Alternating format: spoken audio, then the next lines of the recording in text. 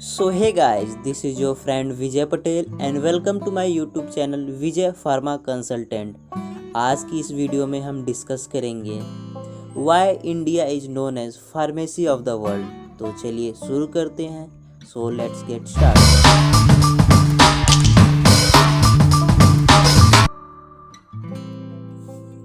कम लागत में India generic medicine को प्रोड्यूस करती है। दुनिया भर में लाखों लोगों को सस्ती और हाई क्वालिटी के मेडिकेशन प्रोवाइड करती है। India is the largest provider of generic drugs globally. दुनिया भर में डेवलपिंग कंट्रीज कई चुनौतियों का सामना कर रहे हैं, जिसमें से अपने लोगों को हाई क्वालिटी के सस्ती दवाएं प्रदान करना भी एक चुनौती है। आज हम 5 पॉइंट डिस्कस करेंगे जिसके कारण India pharmacy of the world कहा जाता है। हमारा पहला पॉइंट है, दुनिया भर में लाखों लोग जिंदा रहने के लिए इंडिया में बनी सस्ती दवाओं पर निर्भर हैं, जिसके कारण India pharmacy of the world बन गया। 2005 से पहले इंडिया में मेडिसिन पर प्रोडक्ट पेटेंट नहीं दिया गया था, जिसके कारण ये लो कॉस्ट में जेनेरिक मेडिसिन के प्रोडक्शन करने लगा, जो कि अन्य देशों में पेटेंट की गई दवाओं के बराबर था। इंडियन मैन्युफैक्चरर्स अपने रिवर्स इंजीनियरिंग स्किल के साथ यूएस लॉन्च के कुछ वर्ष के भीतर ही लाइफ सेविंग कैंसर, इमैटिनिम और HIV ड्रग्स जिडोबुडिन के मार्केट में लो कॉस्ट वर्जन में पहला स्थान हासिल किया। इंडिया में जेनेरिक प्रोड्यूसर्स के बीच जोरदार कंपटीशन के कारण डिफरेंट थेरेप्यूटिक्स एरिया में दवाओं में 99% से अधिक की कीमत में कमी आई, जिसमें से hepatitis C, HIV, AIDS, malaria, tuberculosis और नॉन कम्युनिकेबल डिजीज के मेडिसिन शामिल हैं, जो कि पब्लिक हेल्थ प्रोग्राम्स के लिए महत्वपूर्ण हैं। हमारा सेकेंड पॉइंट है, अफ्रीका के गरीब देशों में इंडियन फार्मास्यूटिकल फर्म्स द्वारा निभाई गई लाइफ सेविंग रोल हमारे समय के रियल ग्लोबल सक्सेस स्टोरी में से एक है। ईयर 2001 में अफ्रीका एक बड़े संकट का सामना कर रहा था।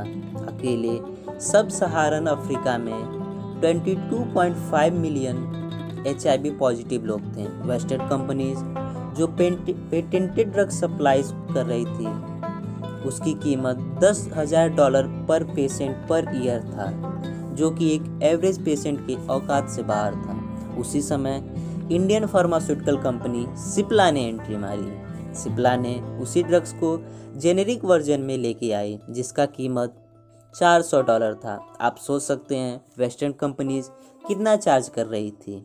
सिप्ला की एंट्री, जिसके बाद कई अन्य इंडियन जेनेरिक ड्रग्स कंपनियों ने अफ्रीका में हजारों लोगों की जान बचाई, और जिसके कारण 2003 से 2009 के बीच एड्स रोगियों के ठीक होने की संख्या में 18 गुना वृद्धि हुई। यह अनुमान लगाया गया कि अफ्रीका अब लाखों रोगियों का इलाज कर रहा है। हर साल लगभग $2 बिलियन खर्च करता है। यूनेट्स एजुकेटिव के डायरेक्टर माइकल सिडबी ने कहा, अगर हमारे पास इंडिया नहीं होता तो कोई रास्ता नहीं होता कि हम $2 बिलियन में इसका उपचार तक पहुंच सकें। लागत $150 बिलियन के करीब होता है। इंडिया ने 2015 में अफ्रीका में लगभग $4 बिलियन के फार्मास्यूटिकल प्रोडक्ट का एक्सपोर्ट किया, जो कि 2020 में बढ़कर $10 बिलियन के अधिक हो गया। हमारा थर्ड पॉइंट है, इंडिया दुनिया में कम लागत वाले वैक्सीन के सबसे बड़े सप्लायर में से एक है, जिसका एक एग्जांपल है recombinant hepatitis V vaccine. India की लो कॉस्ट वाली दवाओं में से एक है। बड़ी मल्टीनेशनल कंपनियों ने वैक्सीन पर पूरा अधिकार रहा और ये सुनिश्चित किया कि दवा की कीमत $23 पर डोज हो। इंडिया के मैन्युफैक्चरर ने एक अनिश्चित आवश्यकता देखी और पेटेंट बैरियर के अब्सेंस में मेडिसिन की कीमत की $1 पर डोज से कम करने के लिए हेपेटाइटिस बी का वैक्सीन डेवलप किया। आज इंडिया कई देशों में यूनिसेफ और मिनिस्ट्री ऑफ हेल्थ को वैक्सीन का एक मेन सप्लायर है। हमारा 4th पॉइंट है, इंडिया सदाबहार को रोकता है और सस्ती जेनेरिक को संभव बनाता है।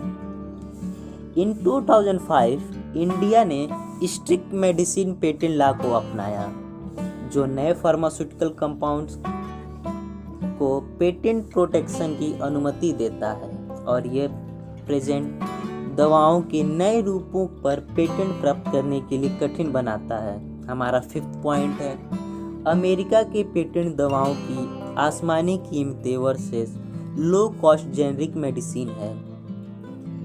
अमेरिका में दवाओं की कीमतें दुनिया में सबसे अधिक है क्योंकि यूएस लॉ और पॉलिसी ब्लाइंडली रूप से जेनेरिक प्रतियोगिताओं पर फार्मास्यूटिकल कंपनीज का पक्ष लेती है।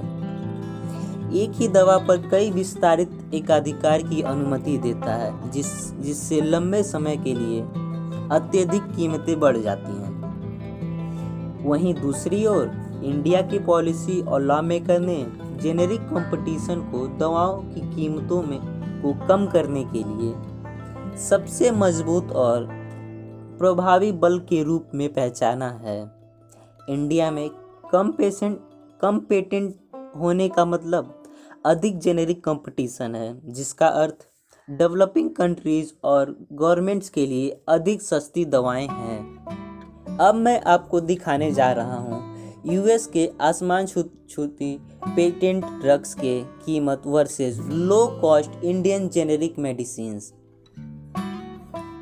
As shown in picture, disease and drugs, patented medicine, generic medicines cost per person per month in dollar। First है HIV के जो ड्रग्स हैं वो पेटेंटेड मेडिसिन में $200-500 का है, जबकि जेनरिक मेडिसिन में $12 का है। ऐसे ही हेपेटाइटिस C का जो ड्रग्स है उसका कीमत पेटेंटेड मेडिसिन में 49,000 है, जबकि जेनरिक मेडिसिन $151 है। फिर है क्रोनिक न्यूरोलॉयल ल्यूकीमिया जिसका कीमत 8,860 है और जेनरिक मेडिसिन में $66 है। लंग कैंसर का 6,658 है और जेनरिक मेडिसिन में 161 है। किडनी लीवर कैंसर का 11,595 है, जबकि जेनरिक मेडिसिन में $111 है। फिर है ड्रग रेजिस्टेंस ट्यूबरकुलोसिस जिसका कीमत $9,233 है और जेनरिक मेडिसिन में $30 है बस। अस्थमा और क्रोनिक ऑब्स्ट्रक्टिव पल्मोनरी डिजीज़ का जो पेटेंटेड मेडिसिन का जो कीमत है वो $300 है, जबकि जेनरिक मेडिसिन में $4 है। इस बी ड्रग्स की कीमत पेटेंटेड मेडिसिन में $1,259 है, जबकि जेनरिक मेडिसिन में $35 है।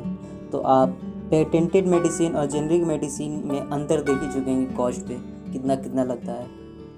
अभी हाल ही के दिनों की बात है, यूएस के प्रेसिडेंट डोनाल्ड ट्रंप ने इंडिया के प्राइम मिनिस्टर श्री नरेंद्र मोदी जी से लार्ज क्वांटिटी में हाइड्रोक्सी क्लोरोक्विनीन मांगा है। सो आई होप गाइस आपको समझ आ गया होगा कि क्यों इंडिया को फार्मेसी ऑफ द वर्ल्ड कहा जाता है। वीडियो कैसी लगी कमेंट बॉक्स में बताइए। वीडियो को लाइक करें, चैनल को सब्सक्राइब करें और अपने दोस्तों में शेयर करें। Thank you.